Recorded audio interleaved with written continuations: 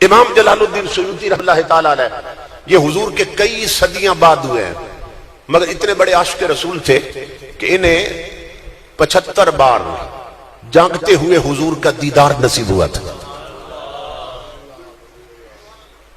اتنی بڑی شخصیت.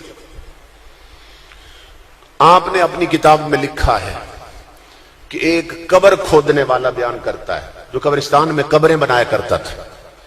وہ کہتا ہے اللہ کی عزت کی قسم میں نے ایک قبر میں جو پرانی ہو کے گر گئی تھی اس میں ایک میت دیکھی کہ جس کے سر سے پاؤں تک ہر جگہ پہ کیل ٹھوکے گئے تھے، اور سب سے بڑا کیل اس کے دماغ میں ٹھوکا ہوا تھا، اور ایسے کیل میں نے کبھی نہیں دیکھے. ایک اور قبر کھودنے والا کہتا ہے اللہ کی عزت کی قسم میں نے ایک میت دیکھی کہ جس کی پوری کھوپڑی میں جہنم کا سیسا پگھلا کے ڈالا گیا تھا. امام الانبیاء نے فرمایا ہے من جلس الی قینۃ یسمع منها صب فی اذنہ لعنہ کو یوم القیامہ. آقا فرماتے ہیں جس نے کسی گانے والی کا گانا سنا،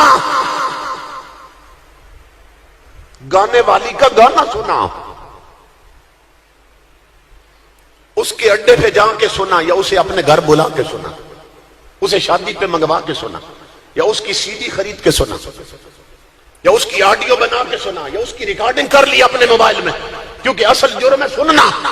آقا نے فرمایا من جلس الی قینۃ جس نے کسی گانے والی کا گانا سنا، قیامت کے دن جہنم کی آگ میں سیسا پگھلا کر اس کے دونوں کان بھر دیے جائیں گے.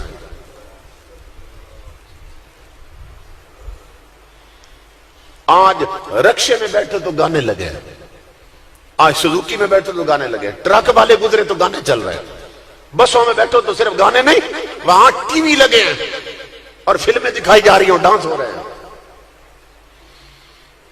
ٹریکٹر والا گزرے تو اس نے بھی گانا لگا رکھا.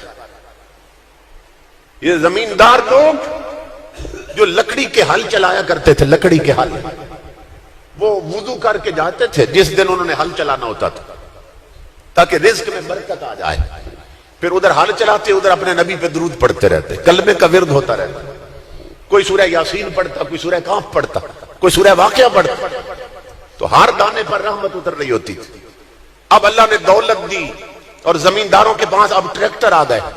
اب صورتحال کیا ہے کہ ادھر زمیندار کا بیٹا ہل چلا رہا ہے، اس زمین سے رزق لینا ہے، ادھر ٹریکٹر پر بھی کجری کا گانا چل رہا ہے. ہم نے رزق کو بھی ناپاک کر دیا، ہر دانے پہ لعنت اتار لی. ایسا اناج کھانے والی کام امام الانبیاء کے غلاموں. وہ ڈسکو ڈانسر تو دیکھتی اور سنتی ہے، وہ نمازوں سے تو غافل ہوتی ہے، مگر وہ قرآن خوان نہیں بنتی، وہ 5 وقت کی نمازی نہیں بنتی، ان کی آنکھوں میں شریعت والا حیا نہیں ہوتا. تو جس چیز سے ہمارے نبی روک کر گئے، منع کر کے گئے، سب نے اسی کو جفا مار دیا.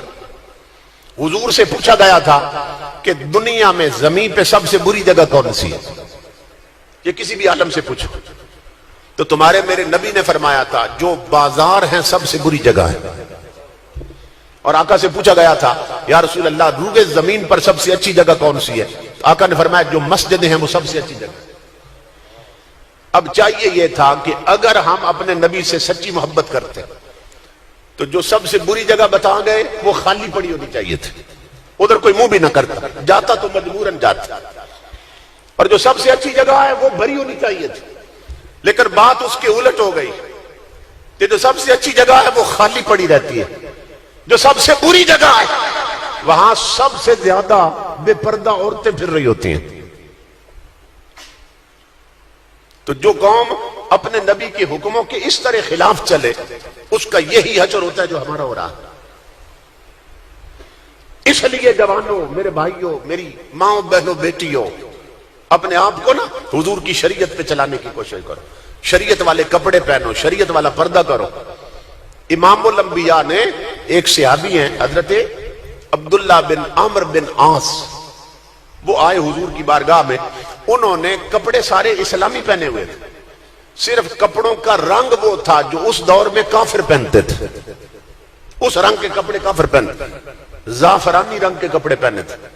امام الانبیاء نے فرمایا ان ھذہ من ثیاب الکفار، فرمایا میرا غلام ہو کر کافروں والا رنگ پہن رکھا ہے، فرمایا اتار دیں یہ کپڑے۔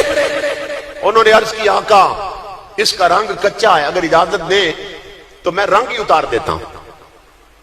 آقا اتنے غصے میں تھے کہ حضور نے فرمایا رنگ نہیں اتارنا، کپڑے اتار کے کپڑوں کو آگ لگا دو۔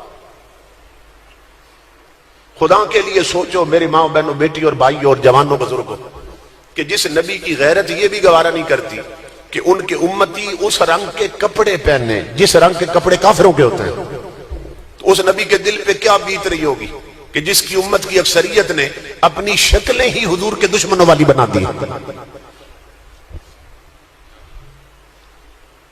جس نبی کی امت کی عورتوں نے کپڑے ہی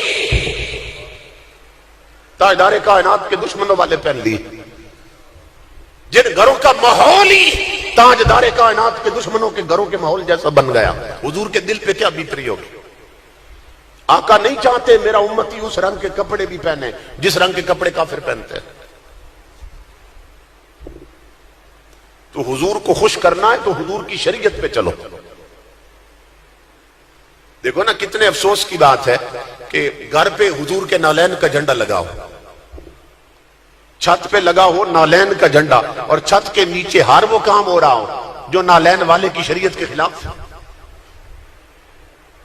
تو اس جھنڈا لگانے کا مقصد کیا ہے؟ جھنڈا لگانا تو گویا اعلان کرنا ہے، اعلان کرنا ہے کہ ہم جو اس چھت کے نیچے رہتے ہیں سب محمد عربی کے غلام ہیں، پتہ چلے اس گھر میں حضور کا دین ہے، شریعت ہے، آقا کی شریعت کی قدریں یہاں پہ ہیں، لیکن ہم کس راستے پہ چل رہے ہیں؟